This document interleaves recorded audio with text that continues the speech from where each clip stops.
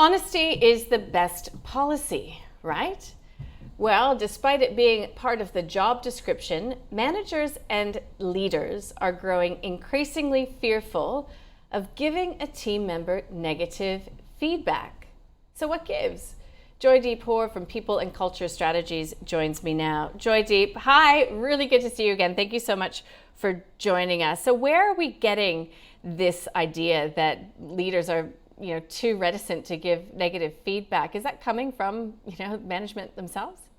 Yeah, good morning, Nadine. Good to see you again. Good to be back. This issue has been simmering for a number of years, but what we're seeing is that it's certainly an issue that is getting worse and not getting better. I always like to reflect on one of the most fundamental aspects of what happens in the majority of organisations, certainly that we deal with, which is that most people who are promoted to management or people leader roles are often promoted because they were good at the job that they were doing before. It's often a reward or a form of congratulations for them being good at their previous job.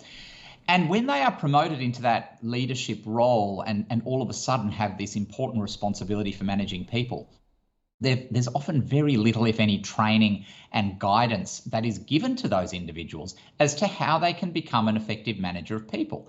And one of the critical hallmarks of being a good people leader and a good manager is being able to give feedback. And we all know that it's easy to give someone good feedback in the vast majority of instances, but where it becomes tricky is if you have to give someone feedback that perhaps they're not performing as well as you think they could or they should, or maybe you're being put under pressure as a manager or a leader from more senior leaders in your organisation that you need to be addressing underperformance issues with an individual or with members of your team.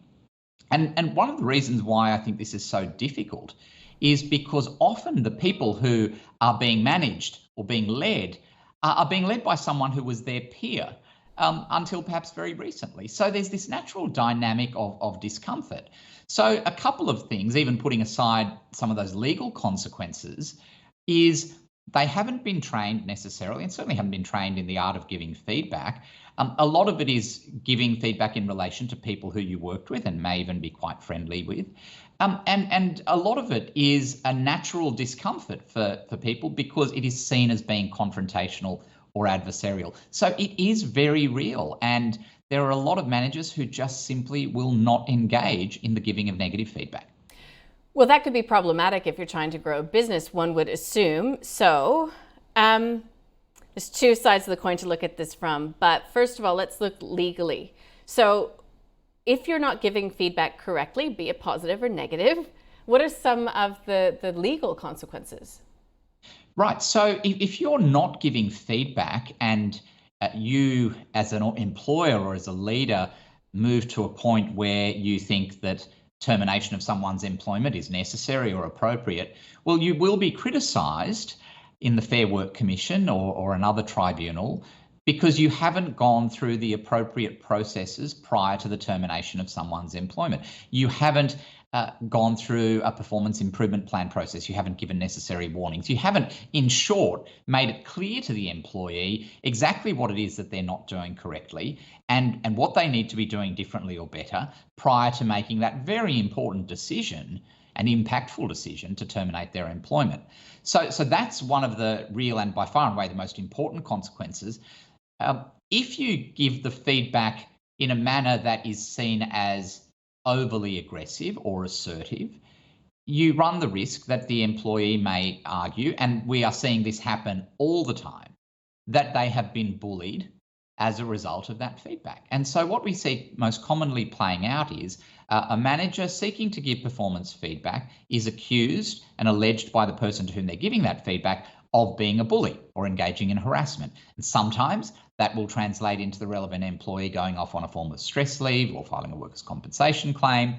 And so whichever way you go, you need to appreciate as a leader that there is an art to doing this and there are some fundamental ingredients to being good at giving feedback. Yeah, okay. So how do you learn how to be good at giving feedback? Nobody wants to bully, first of all. Nobody also wants to be called a bully unfairly. Yeah, I think having advised so many people over such a long period of time around this particular issue, the most important guidance I give is Put yourself in the position of the person to whom you are giving that feedback. Let's face it, it's very rare that any employee anywhere is going to see themselves as being a poor performer, an underperformer, or bad at their job. So if you as their leader are seeking to try to convince them that they are bad at their job or that they're a poor performer, that's not something that they are likely to agree with. So you have to respect that they are entitled to their opinion about their performance. So one of the pieces of guidance I give is don't convince, just explain. And when you're explaining and not convincing, your entire mindset and the framework of your communication is quite different. So the more that a line manager can respect the feelings and thought processes of the person to whom they're giving the feedback, and almost call out that they are probably going to have a different view to some of the things that are being said, but just very squarely bring it back to my job, however, as your leader, is to give you feedback. That's what I'm here to do. And you might not agree with what I'm saying, but I'm going to present it to you, and I'm going to be as clinical and objective and data-driven and evidence-based as I possibly can.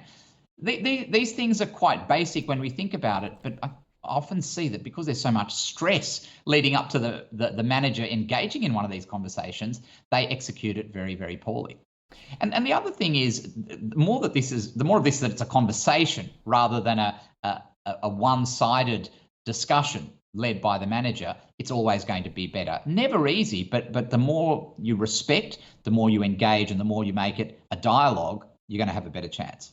Yeah, well, it sounds to me then, just taking a step back, that what you need to do as an organization is have some sort of a framework in place. So you don't just start addressing these issues in performance, out of the blue. So are you saying that you need to have like check in every couple months, every 6 months, so you're not just performance managing when things get bad? Yeah, it's a really good point. I think the organizations that do this well look at performance over the entire employee life cycle.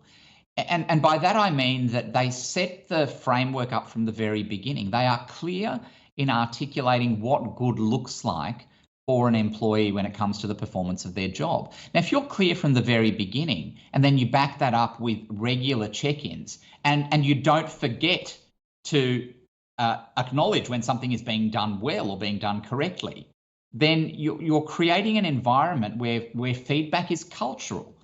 And you want feedback and the notion of regularity of feedback to become a part of how things are done in your organization. You make it institutionalized.